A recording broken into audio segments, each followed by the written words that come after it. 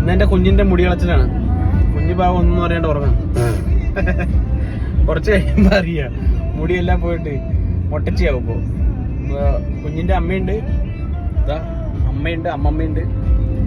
ഞങ്ങള് പാലക്കാട് കൊടുമ്പില് സുബ്രഹ്മണ്യ സ്വാമി ക്ഷേത്രമുണ്ട്, അവിടേക്കാണ് പോകുന്നത് മുടികളെ.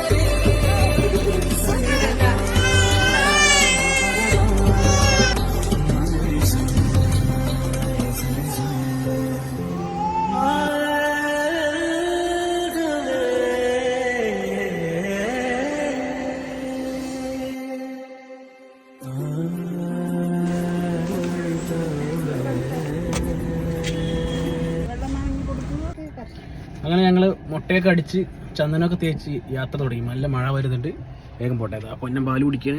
കരച്ചിലൊന്നും വലിയ കാര്യമായിട്ട് കരച്ചിലുണ്ടായിരുന്നില്ല.